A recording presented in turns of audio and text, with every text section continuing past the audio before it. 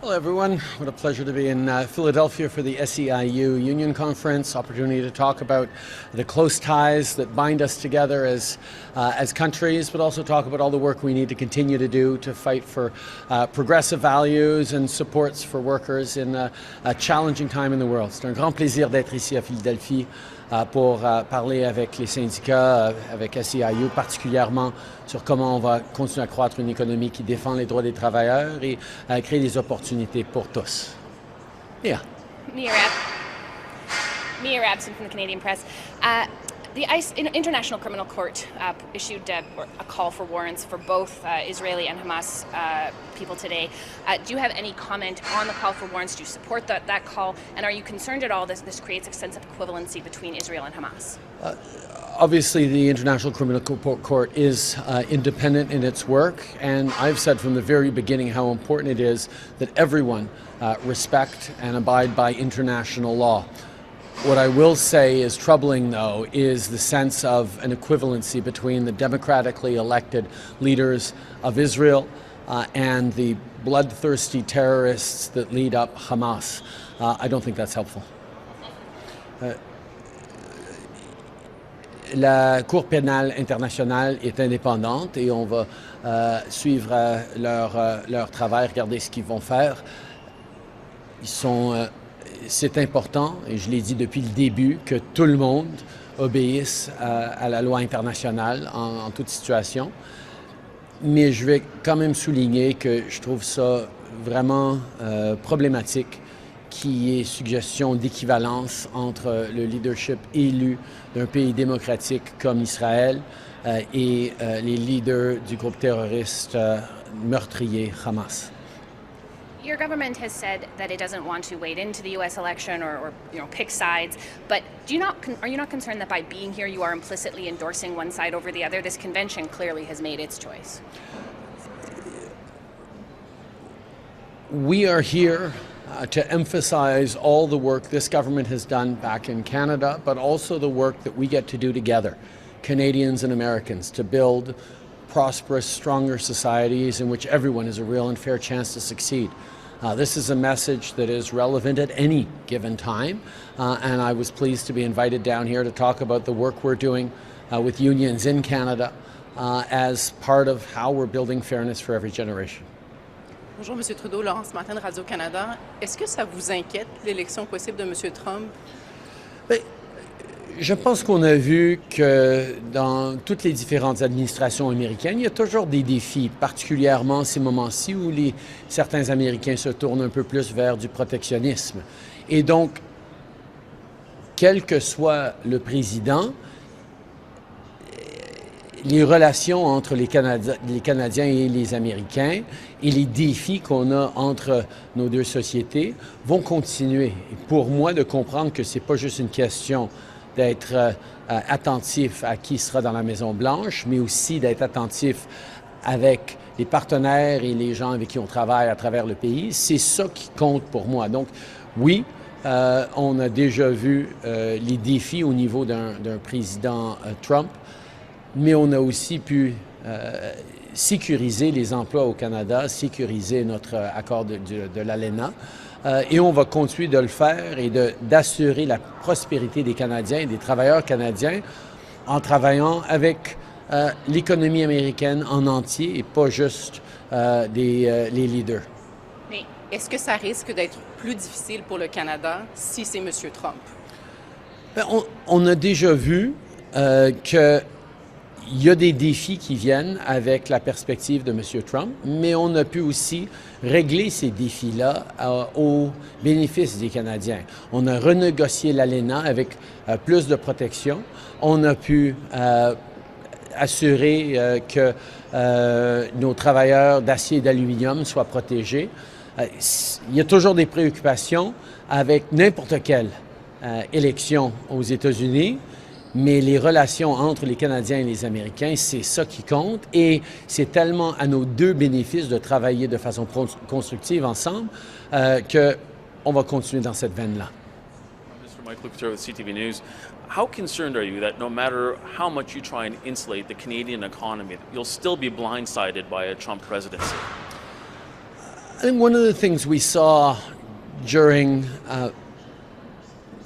Mr. Trump's first term was that the best argument as to why Canada shouldn't be hit with tariffs or punitive protectionist measures was that it would hurt American jobs as well. That's why I pointed out today that here in Pennsylvania, Canada is the #1 export partner for the state, greater than the next 4 foreign destinations combined. The links between the Canadian and the American economy are so deep, and indeed getting deeper over the past year. Our trade numbers have reached higher levels than any time before. So given the integration of our economies, the complementarity of our economies, the real concerns around shifting geopolitics that are in some ways much more challenging than they were 4 years ago, it is to the benefit of Americans and Canadians to continue to work well together regardless of who's in the White House. Je pense qu'une des choses qu'on a vues, c'est que le niveau d'intégration et de complémentarité entre nos deux économies a été le meilleur argument pour utiliser contre l'administration plus protectionniste de M. Trump il y a 4 ans. On a amené ces arguments que de faire mal au commerce avec le Canada faisait mal tout d'abord et surtout aux travailleurs américains.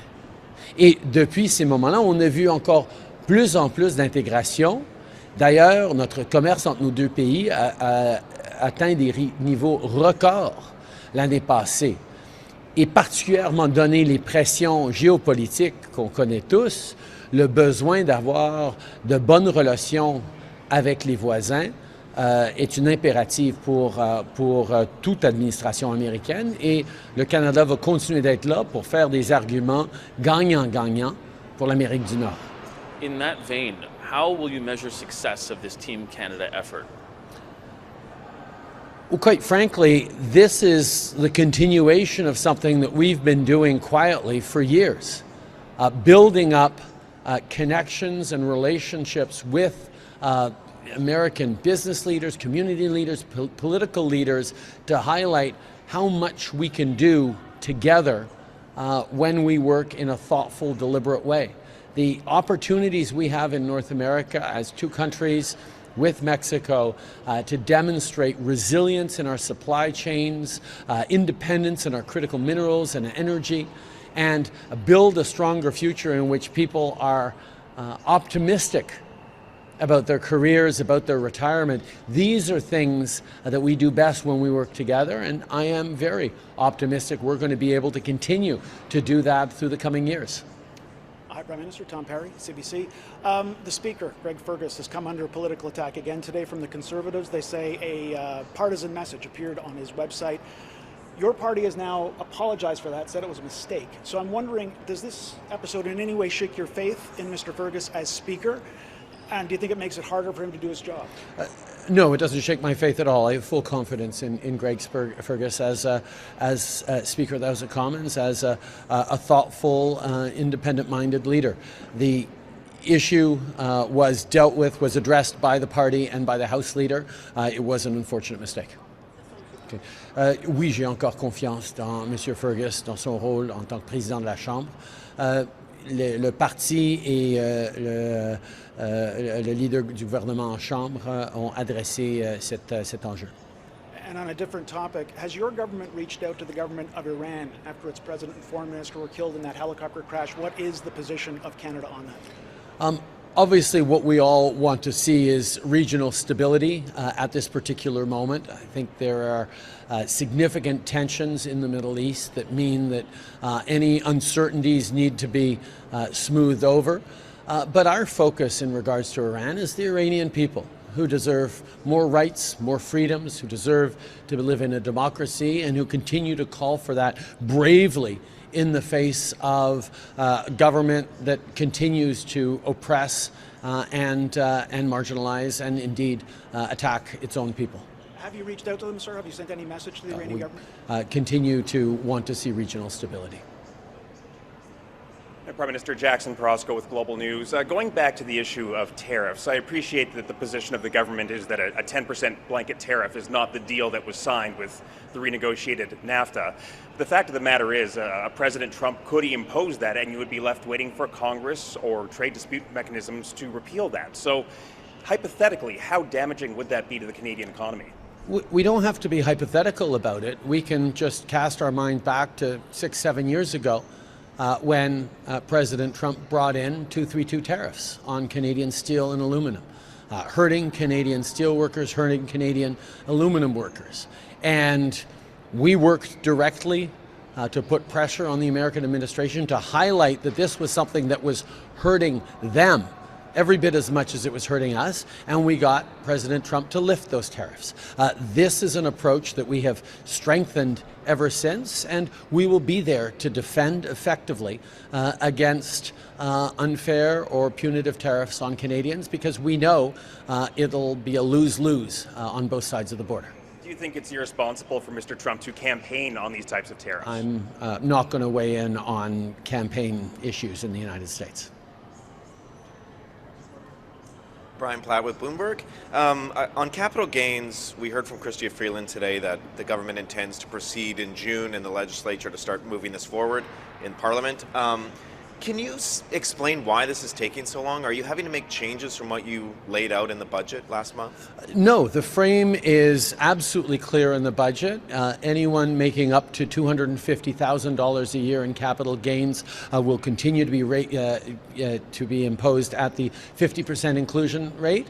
But making more than $250,000 a year in capital gains will now be at a two-thirds inclusion rate. This is about making sure that we can make the investments in housing, in dental care, in pharmacare, in supports for childcare that Canadians need, by asking the wealthiest Canadians, or those who've done particularly well, to contribute a little bit more. There are details to be worked out, but the broad lines are very clear and will be kicking in as of June 25th. I also wanted to ask you a different question about tariffs, which is last week the Biden administration rolled out a dramatic hike in tariffs on some Chinese goods, including on electric vehicles.